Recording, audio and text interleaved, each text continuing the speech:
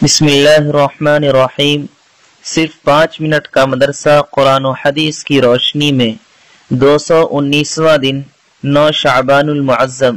Number 1 اسلامی تاریخ۔ حضرت سلمان فارسی رضی اللہ عنہ۔ حضرت سلمان فارسی رضی اللہ عنہ اصفہان کے قریب جیان نامی ایک گاؤں کے رہنے والے تھے۔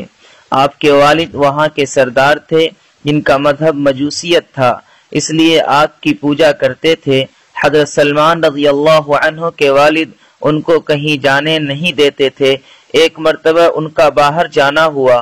انہوں نے گرجا میں عیسائیوں کی عبادت کرتے دیکھا۔ انہیں عیسائیوں کا مذہب پسند آیا اور عیسائیت اختیار کی، مگر دلی اعتبار سے مطمئن نہیں تھے۔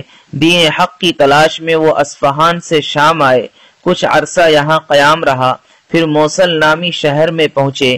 وہاں ایک پادری کی خدمت میں چند سال رہے، پھر وہاں سے دوسرے شہر نصیبین میں ایک پادری کی خدمت میں رہے، وہاں سے عموریہ نامی شہر میں ایک گرجا میں رہے۔ یہاں کے پادری سے معلوم ہوا کہ عرب میں آخری نبی کے ظہور کا وقت قریب ہے۔ وہاں ایک قافلہ کے ساتھ عرب روانہ ہوئے۔ قافلہ والوں نے دھوکہ دیا اور غلام بنا کر ایک یہودی کے ہاتھ بیچ دیا۔ اس یہودی کے ذریعے مدینہ پہنچے۔ حضور صلی اللہ علیہ وسلم جب ہجرت فرما کر مدینہ تشریف لائے تو حضرت سلمان رضی اللہ عنہ نے اسلام قبول کر لیا۔ حضور صلی اللہ علیہ وسلم نے حضرت ابو الدرداء رضی اللہ عنہ کو ان کا دینی بھائی بنایا تھا۔ حضور صلی اللہ علیہ وسلم نے فرمایا، جنت 3 آدمیوں کو بہت چاہتی ہے، علی، عمار اور سلمان کو۔ حضرت سلمان رضی اللہ عنہ بہت علم والے تھے، بڑے بڑے صحابہ ان کے علم کے معترف تھے۔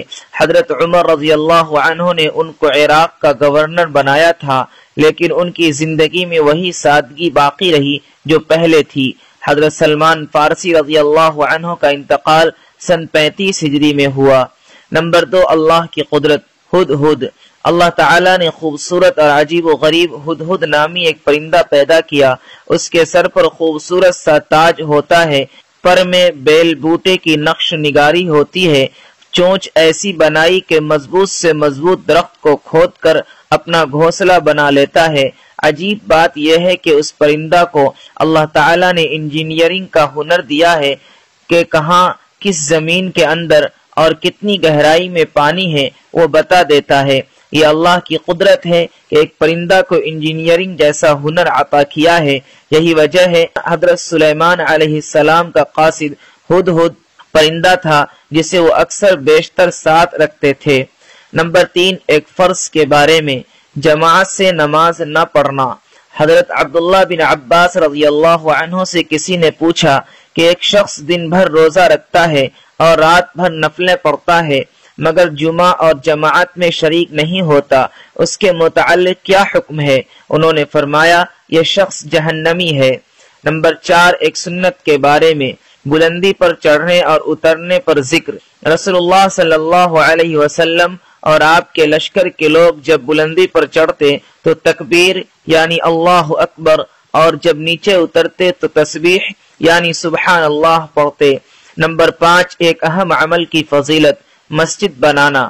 رسول اللہ صلی اللہ علیہ وسلم نے فرمایا، جس شخص نے اللہ کا گھر یعنی مسجد بنایا تو اس کے لیے اللہ اسی جیسا گھر جنت میں بنائے گا۔ نمبر 6 ایک گناہ کے بارے میں، مسجد میں دنیا کی باتیں کرنا۔ رسول اللہ صلی اللہ علیہ وسلم نے فرمایا، ایک زمانہ ایسا آئے گا کہ لوگ مسجد میں حلقے لگا کر دنیاوی باتیں کریں گے۔ تم کو چاہیے کہ ان لوگوں کے پاس بھی نہ بیٹھو، اللہ کو ان لوگوں سے کوئی واسطہ نہیں۔ نمبر 7 دنیا کے بارے میں، دنیا کی مثال۔ رسول اللہ صلی اللہ علیہ وسلم نے فرمایا، میرا دنیا سے کوئی واسطہ نہیں، میری اور دنیا کی مثال تو بالکل اس مسافر کی سی ہے جو سخت گرمی میں کسی پیڑ کے سائے میں آرام کرے اور پھر اسے چھوڑ کر چل دے۔ نمبر 8 آخرت کے بارے میں، اہل جہنم کا حال۔ قرآن میں اللہ تعالیٰ فرماتا ہے، جو لوگ منکر یعنی کافر ہیں ان کے لیے دوزخ کی آگ ہے، نہ تو ان پر موت ہی کا حکم کیا جائے گا کہ وہ مر جائیں اور نہ دوزخ کا عذاب ہی ان سے ہلکا کیا جائے گا۔ ہم ہر منکر یعنی کافر کو ایسی ہی سزا دیا کرتے ہیں۔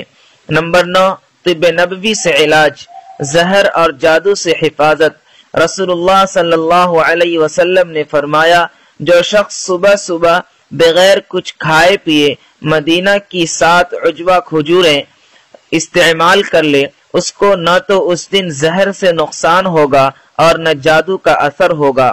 نمبر 10 کی نصیحت۔